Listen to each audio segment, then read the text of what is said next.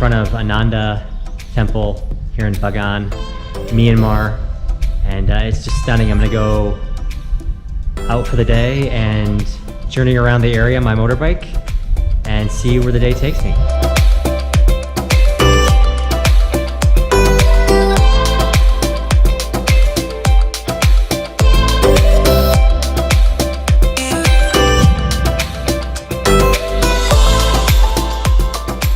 So the best way to get around Bagan is on an e-bike. So on an e-bike, it's an electronic bike, has a battery, hopefully it doesn't run out while you're out and about. And oh, it's bumpy. And more temples.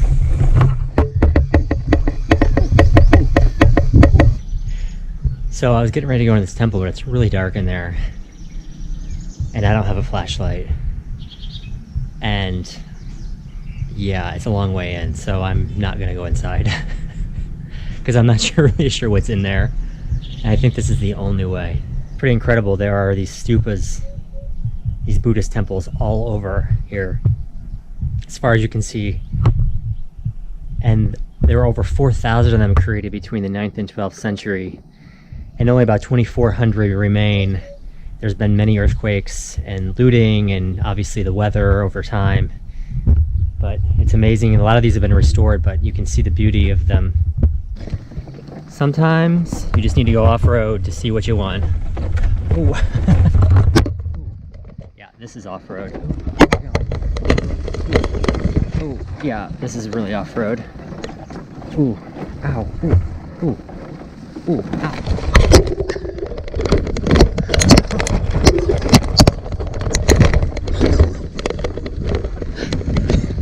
That was off-road.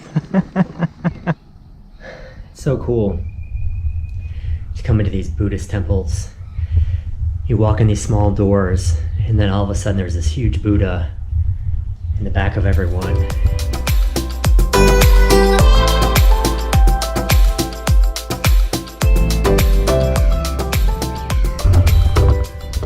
Yeah, so going in all these Buddhist temples, you are required to take your shoes off. If you've ever gone to Thailand or any other temple. But so it's best to wear flip-flops if you come here, or shoes that come off easily. And I don't think you're allowed to wear socks, so you have to take off your flip-flops and your shoes and go barefoot.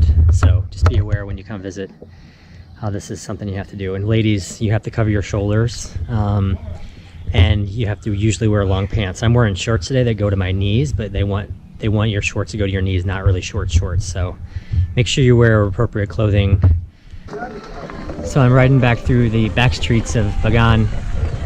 You can see how these people live kind of here in Myanmar.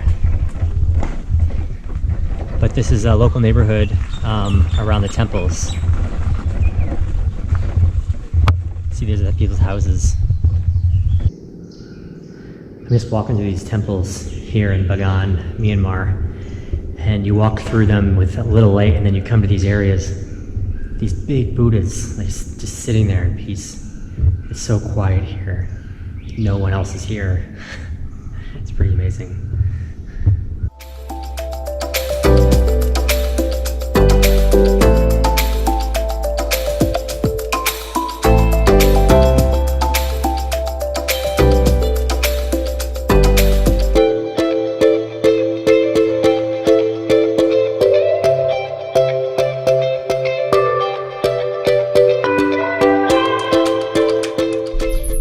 Walking down this very old temple hallway. It's amazing. It's so quiet in here. You can hear the bats above me. I'm sure they're pooping all over the place. Oh, I think I'm stepping in bat poop. They say that this is the original artwork, painted about 1100 AD, which is about 900 years ago.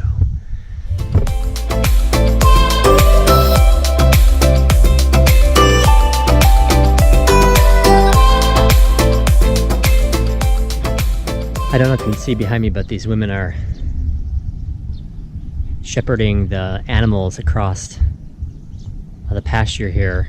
Some are goats, some are cows, but you can see the women wearing flip-flops, and they actually are shooting rocks with a slingshot at some of the animals if they don't move. You can see that behind me, this pagoda is temple is closed off. You can see the construction at the very top, the refurb from the 2016 earthquake. Many of the temples were destroyed, but they found out that what was destroyed was actually the refurbishment that had occurred over the past 50 to 80 years, not the actual original structure. So UNESCO is actually trying to help the community properly rebuild these temples because the work that was done was not perfect, and the earthquake actually just crumbled the refurbishment work, not the original structure, which I think is really interesting. So a lot of these temples are shut down to properly be rebuilt.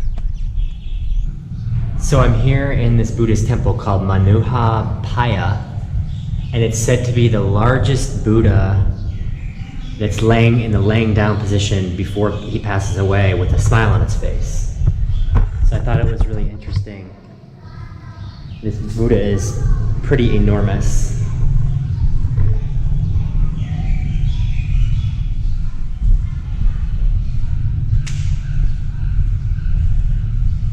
And you can see the Buddha's laying down with a smile on its face in its final resting spot. So these ladies wanted to get their photo taken with me, so I got their photo, got a photo with them, and now we're all in the video. So can we say hi? Yeah? Hey, can you wave? Yeah? So this really nice man found me at this temple, Tan Tai? Yes. And he showed me up to this temple that doesn't have a name, it just has a number. And all the temples around here have numbers, yeah? Yes. There's no name. The name of the area is it named? Yeah, this is we call the Myin Ka Bar Village. The Myanmar Myin Myin Ka Bar Village, which is behind us. Yeah, Myin Ka Bar Village. And the view of this on top of this temple is stunning. You can't really see it from the video. You have to kind of be here, so you should come here.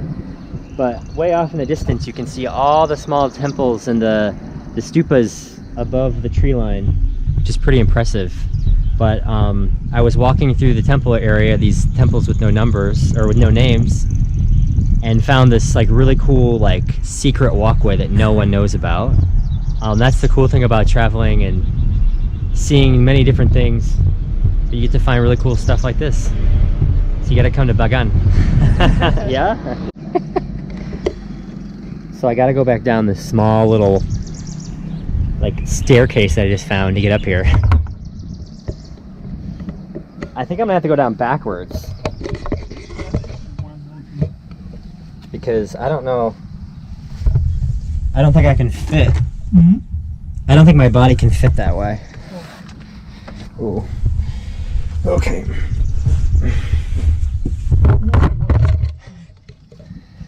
Oh.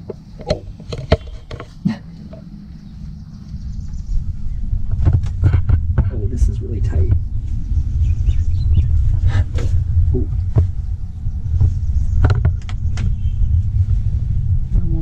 One more right here? One more step, and also one more again. Okay.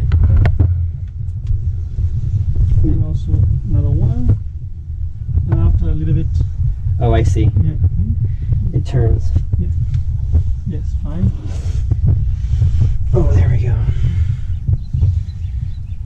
Oh, cool. One more.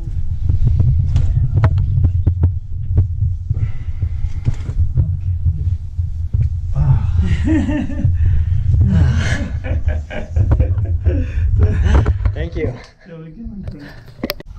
It's so quiet in here.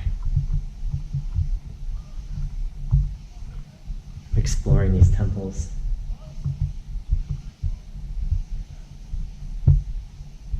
And you can see the Buddha behind me. But I just discovered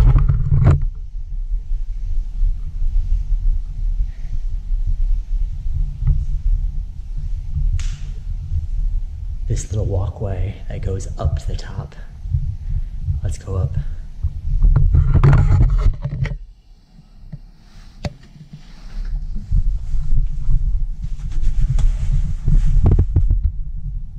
I gotta get my light on, my flashlight, because I can't really see anything. Here we go.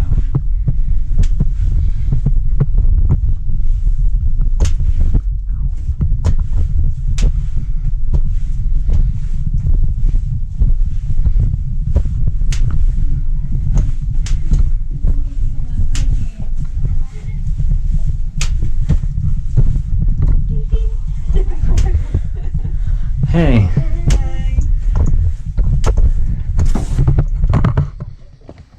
Ah, yes. Nice. Good. Yeah.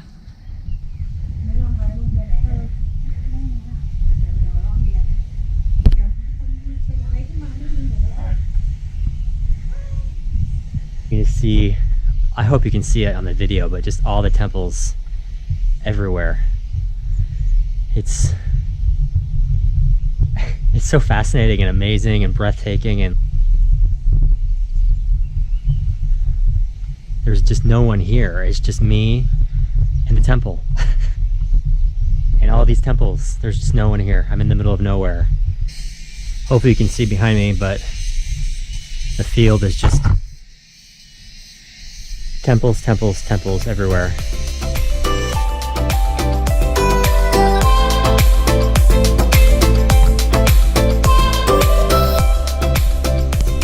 On top of this temple, going through these small little walkways. And just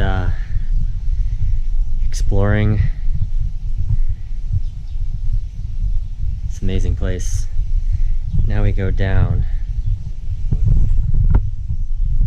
Oh, this will be interesting.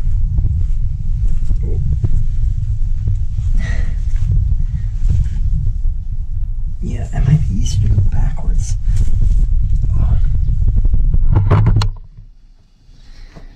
Because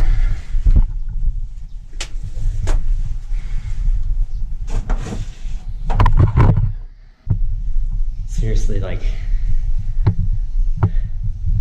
it's just me in the middle of nowhere. I don't even know where I'm at. I'm in this temple in the field. And there's these amazing Buddhas just in these temples. Like, no one's out here.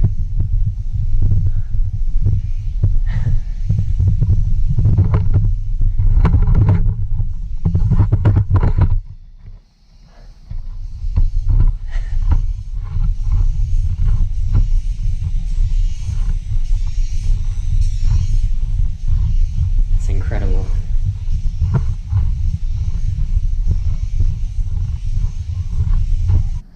Luckily it's about to rain and I just found this temple. Huge, huge temple in the middle of nowhere. I had to go through mud and dirt and almost fell off my motorbike just to get here. And there's this huge, huge temple that almost looks like a castle. And I'm walking through it alone. There's no one around. And there's no paved road to get here. It's just all mud and dirt. And then I come across this. It's like solitude, peace. It's fascinating how these things are here. So the skies just opened up. It's pouring rain. And I'm finding solitude here in this huge temple. With my dog friend here, but basically sitting here with Buddha. So my quick advice, don't ride these e-scooters in the mud in the back here when it's raining, because then like I completely